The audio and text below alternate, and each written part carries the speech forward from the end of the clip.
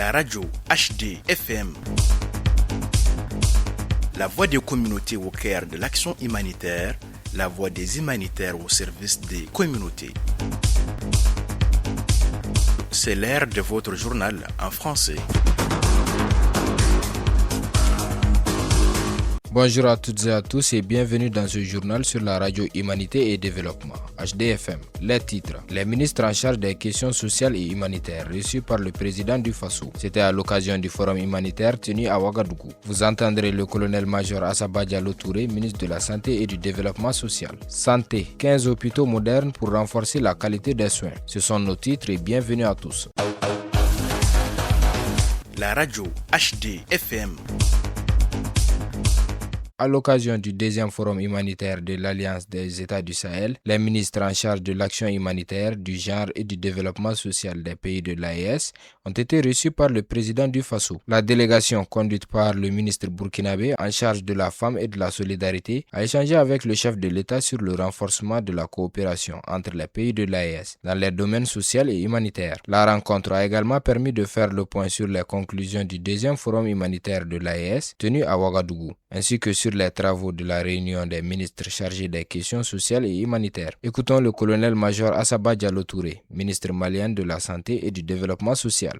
Nous sommes venus voir l'excellence du capitaine Ibrahim Traoré, président du Faso et président de la confédération de l'AES, pour le remercier pour l'organisation de ces deux événements importants pour la survie de la confédération.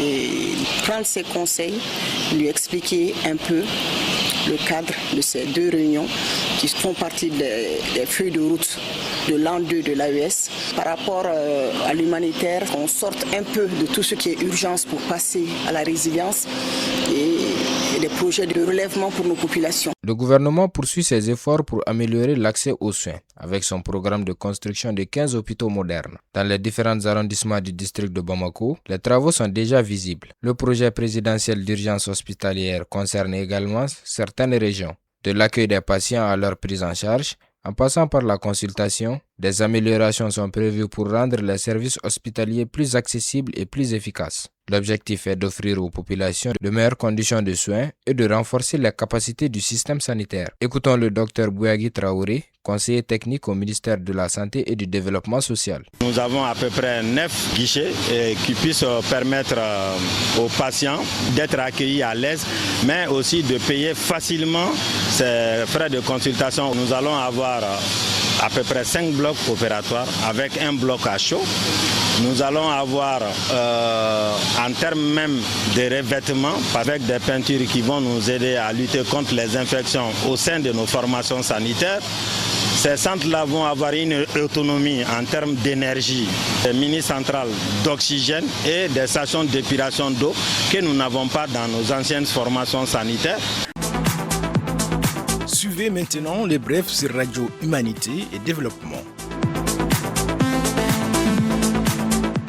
L'énergie durable et le numérique au service d'une santé plus résiliente. Ce 15 août, M. Hao Liang-Su, administrateur adjoint du PNUD, s'est rendu au centre hospitalier universitaire Gabriel Touré et au centre de santé communautaire de Sikoro Surakabougou, deux sites qui illustrent concrètement comment l'énergie durable et la transformation numérique peuvent contribuer à renforcer les systèmes de santé et la continuité des services essentiels du Mali. Au CHU Gabriel Touré, il a visité l'unité pédiatrique et a échangé avec les équipes hospitalières sur les résultats de la centrale solaire. En réduisant la dépendance au réseau électrique et les risques liés aux interruptions de courant, cette infrastructure contribue à assurer la continuité des soins, notamment pour la chaîne du froid, les services pédiatriques et le fonctionnement des équipes médicaux. À Sikoro Surakabougou, M. Xu a découvert un modèle intégré associant santé numérique et transition énergétique, mis en œuvre avec l'appui du PNUD dans le cadre de l'initiative Santé Digitale, SANDI, et de ses programmes phares dans le domaine de l'énergie. Ces investissements montrent comment des solutions intégrées, l'énergie propre, l'innovation numérique et les services de proximité peuvent améliorer la qualité et la résilience des services de santé. À Tombouctou,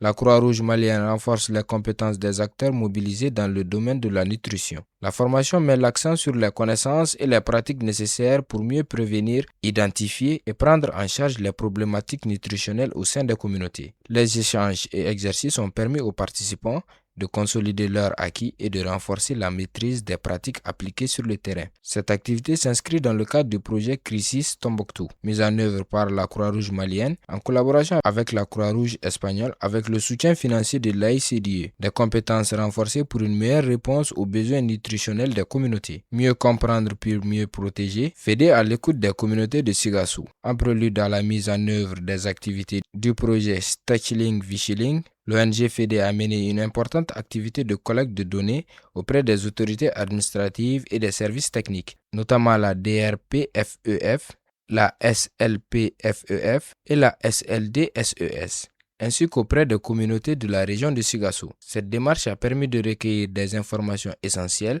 afin de mieux comprendre la situation sécuritaire et les enjeux de protection auxquels sont confrontés les femmes, les filles, les garçons et les hommes dans les zones concernées. Ces données constituent une base importante pour mieux orienter les interventions, identifier les besoins prioritaires et renforcer les actions de prévention et de protection au bénéfice des communautés. La protection. La protection est une responsabilité collective.